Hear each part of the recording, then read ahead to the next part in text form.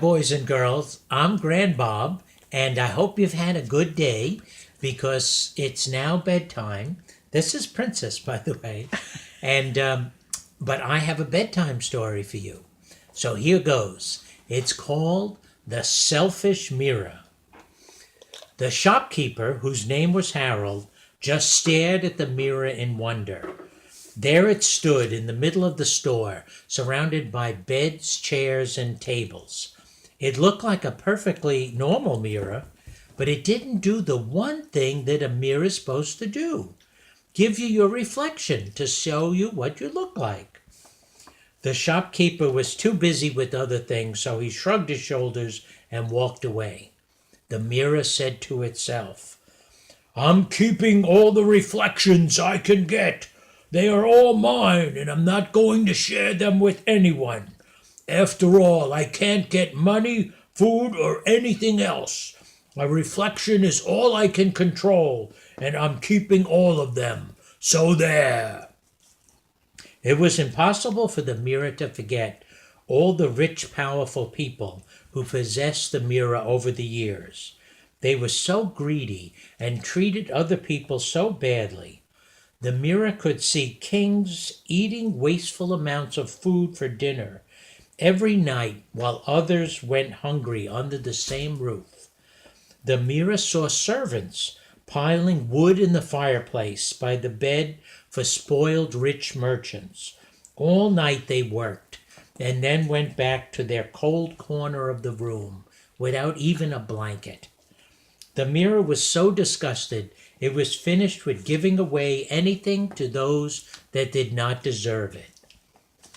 Many customers came into the store, noticed how attractive the mirror was, and stood in front of it. They all were surprised to see nothing in the mirror, not even the store in back of them. There were two noisy little boys running in front of the mirror. There was a tall man with a big bushy mustache. There was a very large lady that could barely fit in the frame. There was a lady with a red hat with big white polka dots. There was a man with glasses on his face so big that it just took up his whole face. There was a boy with two socks that didn't match. Isn't that silly? One was red and one was blue. There was even a lady carrying a snake. They all saw the same thing when they looked in the mirror. Nothing.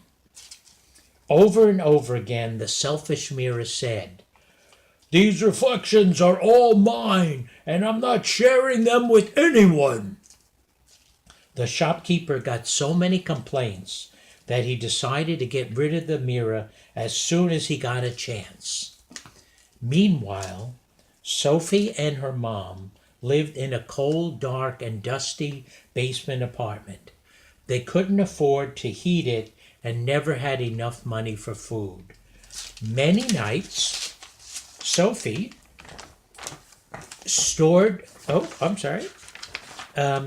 went to bed hungry or cried herself to sleep. She didn't mind being poor, but she hated all the teasing she got at school because her clothes were so old and torn. The mean kids in the schoolyard used to chant, "What are the colors of Sophie's clothes today? Why, they're the same color as yesterday. The color of dirt!" Ha ha ha ha! They would laugh while Sophie tried not to cry. Sophie was making the long walk home from school, and she looked in a shop window. She knew she could never afford to buy anything, but she couldn't resist looking. Sophie's mouth hung open as she saw a beautiful mirror in the window with a sign that said "Free."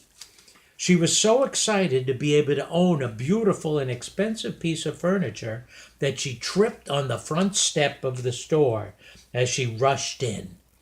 She ran up to the shopkeeper and looked down at her scuffed up old brown shoes.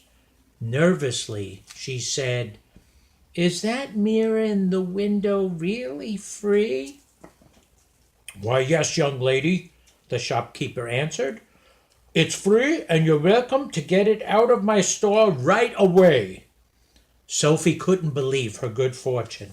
The shopkeeper even helped her get the beautiful mirror out into the street and wrapped it for her, too. "No returns!" the man yelled as she walked down the street. As she was carrying the mirror carefully, she, went home to her mom, and when her mom saw the nicely wrapped package, instead of being happy, she looked sad. "Sophie, you didn't steal that mirror, did you?" "No, Mama," Sophie said. It was free. You can ask the man in the street, in the store, Harold. He was so nice." Sophie and her mom carefully unwrapped the mirror and sat there for an hour looking at it over and over again. They didn't care that it didn't reflect back. They loved it anyway. Many days passed, and both Sophie and her mom were happy to see the beautiful mirror in their simple home. "We are so happy to have you here, Mirror. Don't you worry that you can't reflect back. We love you anyway," Sophie said. The mirror started to glow. It was so moved by the love given freely by someone with so little in their life. All the stored up images that the mirror had selfishly held back came pouring out all at once.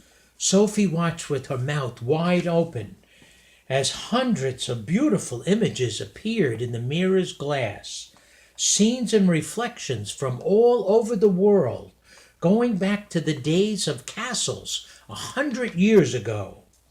Slowly, the parade of images stopped, and when Sophie looked in the mirror now, she saw herself with a beautiful long dress adorned with jewels and a sparkling tiara on her head.